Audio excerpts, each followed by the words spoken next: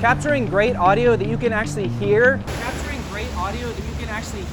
In loud places like this, or other loud places underground like this. And then syncing that with footage from the brand new Blackmagic iPhone camera app is easy by just using the timecode from the Tentacle Track E. Let me show you how. So clearly I'm no Casey Neistat, but I'm back in my studio, so I'm gonna break this into 3 steps today. The first one, we're gonna be going through a quick little review. There's gonna be a chapter mark after that, so you can skip ahead if you want, on my best practices. How do you set the app up? What settings should you be choosing? And then we'll wrap up with my bread and butter, right, which is teaching DaVinci Resolve. I've got 2 different ways that I can show you how you can sync timecode, and that way you can pick what works best for you, including a couple fixes in case your timecode doesn't match exactly. I personally have found 7 problems that this thing has solved that no other device has done so far, even though it's 3 years old. The first of which is I have no more radio transmission dropouts from like extra Wi-Fi or cellular activity. It's because you're actually recording dual system sound. You've got video going to your phone, audio going to the Tentacle Track E. You marry them up later in DaVinci Resolve, it's a beautiful thing. The second problem these things have solved for me is I have no more distorted clipped audio when I'm recording with a lav mic on someone. And that's because they have 32-bit float audio. It means there's 2 analog to digital converters in here, but you don't have to know any of that stuff. All you need to know is you plug it in, you put a mic on someone, you have the ability to lower things so that you never have that distorted sound when you get into post-production. The third problem these Tentacle Track E's solve is that they're timecode devices, which makes them really easy to sync because the start number of the file on the audio file is the same as the starting number that's on the video file. It also means that you can easily shoot in loud environments, places around New York City or trade shows, weddings, anywhere where you are okay with the talent getting far away from the mic and then you want them to come back later and still have great audio that whole time. Oh, and the other big benefit to syncing with timecode is you can turn your camera on and off all day long with no worries that you'll be able to sync it later without doing that annoying hand clap. And also, because these are timecode devices, they work with other timecode devices just fine. You can take a Deity TC1 that I actually like as well. You can plug a 3.5mm cable into here, send it out into the Tentacle Track E. It'll take the timecode and you have everything synced up that way as well. These things offer you a way to shoot with a really small footprint. I'm meaning you can just shoot with your phone. No extra hard drives, no extra cages, no extra stuff coming off of it, because it's actually really simple to sync afterwards. A phone, a Tentacle Track E, and the microphone, a lav mic, and you're set. The next problem that these guys have solved is the fact they have a 10-hour battery. That means you turn it on, you start recording, and you don't have to worry about it at all throughout the day. There's some other ones that I have, and they cap out around 4 hours, and you're worried, do I need to take it off someone and recharge it? No, you just set it on someone and forget it. Well, don't totally forget it. You still need to take it off them at the end of the day. The next solution these have that I haven't seen in other devices is how they're built. They're built really well. There's a clip on the back. Listen to this thing. That's not coming off someone's belt or waist. And they have a locking microphone input. So if you get a mic that has a screw-on, plug, you put that in there, you screw it in, and you never have to worry about this thing coming out at any point during your shoot. This is a Cos 11, but at the end of this video, I'm gonna demo a couple different mics so you can hear how they sound plugged into the Tentacle Track E. You can disable the buttons so that the person that's wearing it can't turn it off. And that's a good thing because that means you don't have to worry about resyncing it and rejamming the timecode at any point during the day. Now, there is one big issue. I know this probably sounds like an ad right now, but trust me, I bought these with my own money. I just love them these much, and I think they're so helpful. But the problem is that you're kind of flying blind with your ears the whole time. You don't actually get to hear what's being recorded because it's not being sent wirelessly. That's also kind of a feature, but just know that going in. For me, myself, I've been okay with the fact because, they're 32-bit float audio, so I don't really have to worry about the record clipping at all. And as long as you get some like Lav concealer tape from Bumblebee Industries is a good one to use, which will stick really well to someone, along with their Lav concealers, which is going to make sure that that the top of the mic is not getting rustled by a shirt. And the other thing is it gives you a nice flat, low profile thing to stick onto someone's chest. Do that with some transport tape and you should be pretty good. unless the person's like super sweaty. Okay, so you got your Tentacle track E, you fire it on, you download the Tentacle app. If you already have Tentacle Syncies, it's the same app. Let's open it up. And you'll see your list of devices there. The one I'm working with right now is called Batman. To change device names, by the way, just go to the Settings tab on the far right. And here you have device name. You can change the name here in this field. And this metadata carries over into DaVinci Resolve. So if you want to name your actors and have that carry across, that can be really useful. But recording format, you want to make sure you tap on 48 kilohertz 32-bit float. And the setting in here that I love is this idea that there's this user switch assignment down at the bottom. And you can change the assignment to say not used. By default, I think it does start and stop recording. But I like not used because what that means is there's a button on the side here. The person wearing it can't turn off the recording, which is a good thing because that can break your jam on your timecode to all your other devices. So I turn that to not used.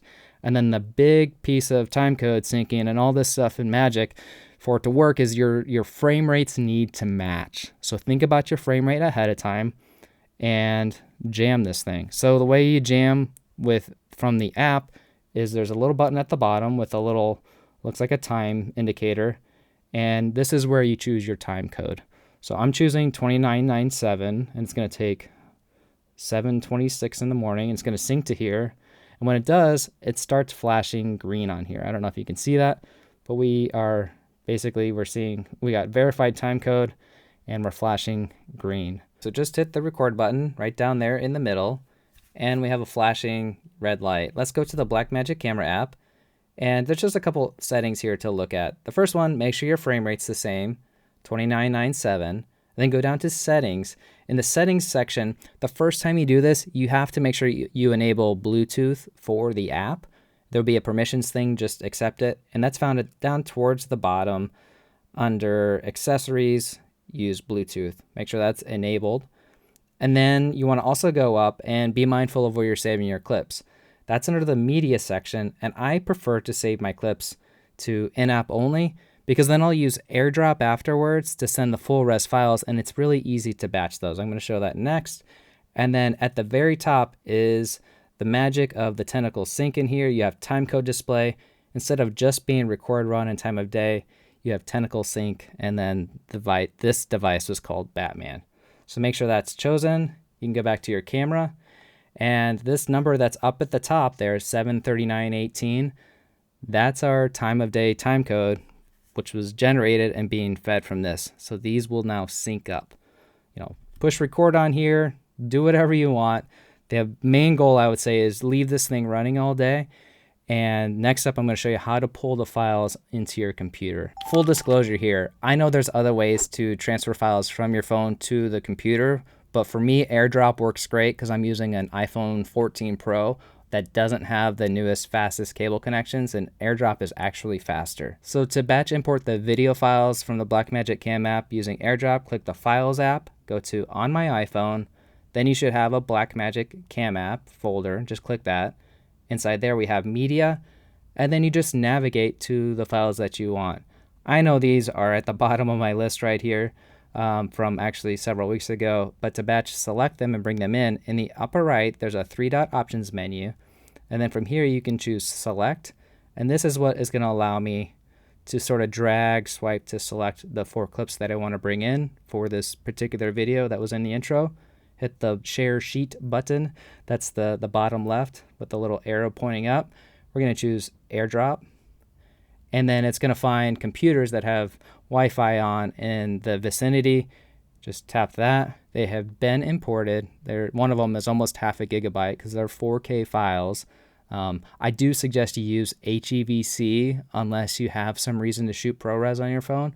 You'll save a lot of space and there's not a big quality difference. I guess the exception would be if you're using the new Apple log format on the iPhone 15s. And copy and paste them out of your downloads folder. It throws them in the downloads automatically. I'm going to throw them into this New York City folder, which has all the job elements for my specific project in it.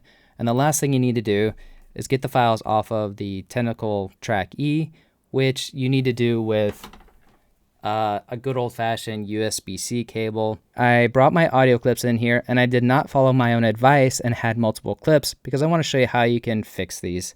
If we just select them and drag them in, you might have a frame rate problem right off the bat. So I encourage you, before you do anything else in a new DaVinci Resolve project, check your frame rate. That's this little gear icon in the lower right for project settings, master settings, and just make sure your timeline frame rate is going to be set to what you want, because once you bring stuff in, you can't change this later. Hit cancel because we're good to go, and we'll pull all our footage in here. And if you're in this thumbnail view, it's nice because you can see things visually, but to see actual time code and sort things a little better, this list view can be really handy. So click that, and the clip name will let you sort things in order. We're gonna basically start by creating a timeline sync. So this is method 1. It's not the one I use all the time, but I want to show you it as an option, and it's also a way that you can visually sort of check your sync. So if we go to the cuts bin right here, I'm going to create a new timeline. Create a new timeline. We'll just call this timeline sync. Everything else is fine about it. We're going to take our footage, and this is a key different thing that maybe you've never seen before. We're going to be throwing our timeline clips to the timeline based on their time code. Here's how that works. We're going to shift select them, right click, and say insert selected clips to timeline using timecode, right? It's the fourth thing down. And when I do this, you're like, the timeline just went crazy. There's nothing there, but there is something in my timeline viewer. Well, it's because what it's done, if I scroll over here, it's taking the start timecode value and placed it at the exact same number on your timeline, which if I hit home on my timeline, it begins at hour 1.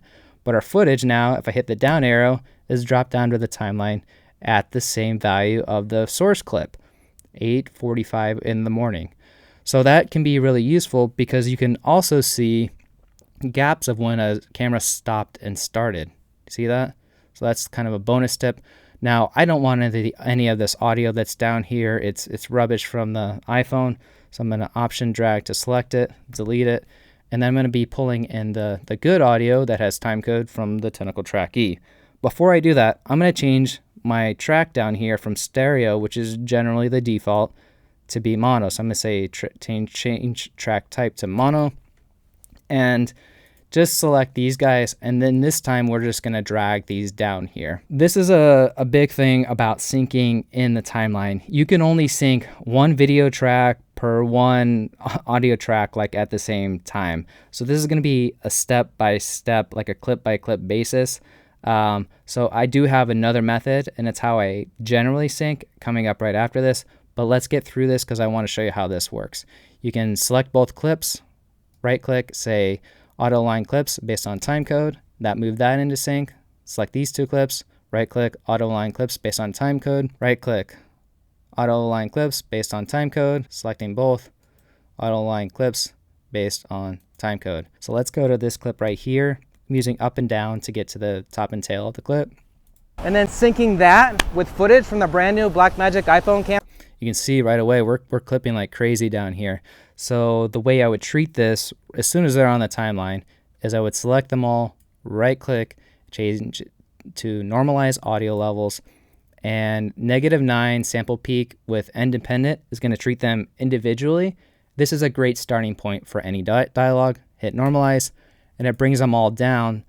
Because it's 32-bit float, we should not have had any distortion. Let's take a listen.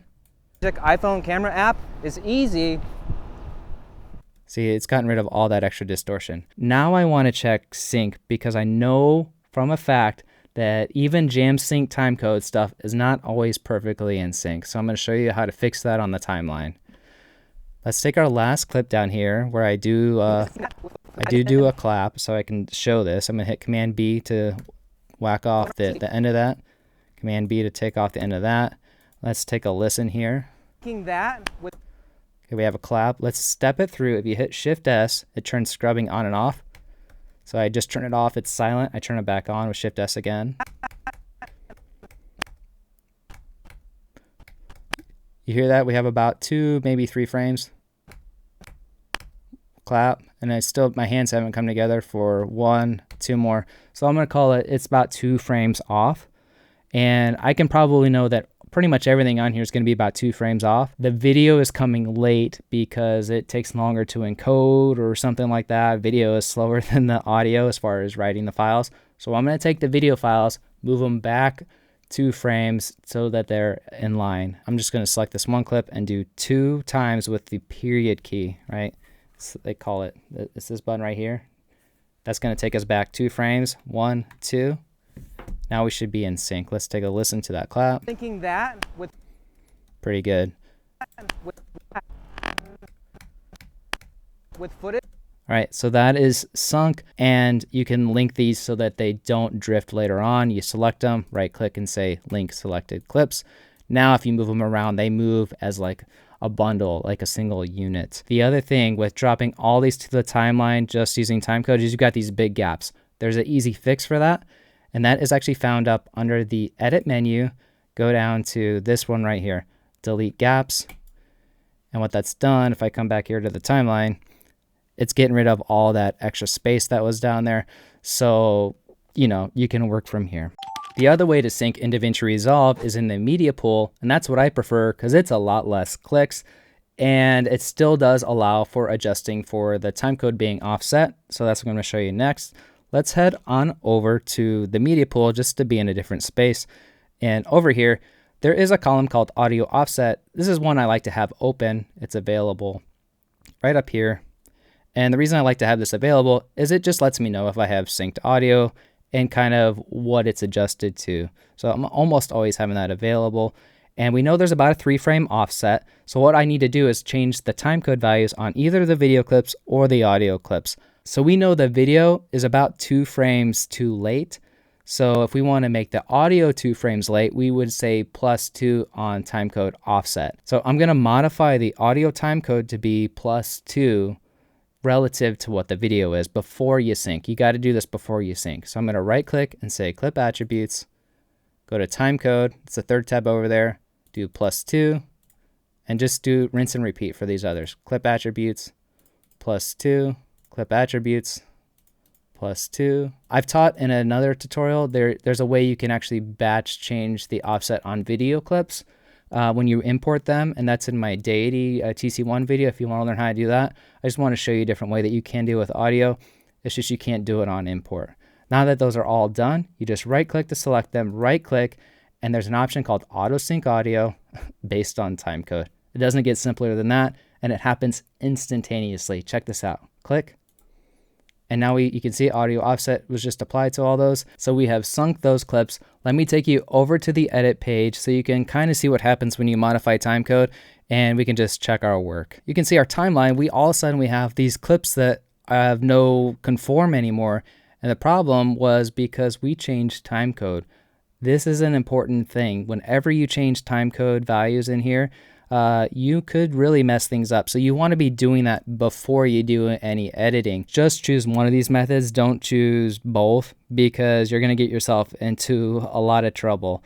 If you're doing the media pool sync, which is what I do it at the very beginning and don't change anything afterwards. Back over here, we'll check our work. These clips right now, if I double click any of these new master clips and you go to the audio track, you can see we have just our single 32-bit float audio attached. We could throw these to a new timeline if we wanted to by selecting all of them with a shift select, right clicking and saying create new timeline using selected clips.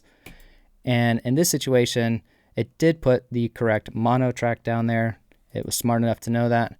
And let's test our sync. Let's go back to this clip right here. Oh, before we do that, let's normalize them so we're not hurting our ears. Right click, normalize audio level, sample P program independent. And let's take a listen and see how well we did this method. And then syncing that with go back. That. Perfect, right? With footage from the brand new Blackmagic iPhone camera app is easy. And so there's the 2 methods to sync with timecode. You've got the timeline method and the media pool method. I prefer the media pool method, but you really just need to pick one. And I thought for the mic test, it'd be best to be outside where you'd probably want to use the mic. I'm using the Sanken Cos 11. That's what you're hearing right now, the Sanken Cos 11. It's taped to my chest, right underneath my t-shirt, so just, even though I have a hoodie on, it's just one little bit of fabric. This is what the Sanken Cos 11 sounds like. This is what the Rode Lavalier 2 sounds like when it's taped to my chest with the Bubble Bee blob concealer. And it's freezing outside right now. I don't know if you can see my breath, but this is the sacrifices I make to try to bring you stuff that might help you make better videos. So at the end of the day, who do I think the Tentacle Trackie is best for? Well, if you're a school or a church or a small business or a content creator, this is really the best way to level up your audio because you can get the microphone closer to the source. And with the new iPhone app, you don't have to worry about necessarily going out and buying a separate camera because you can use the timecode to sync it even in the free version of DaVinci Resolve. Hey, I appreciate you so much, and because there is so much more to learn, I'll see you in the next video.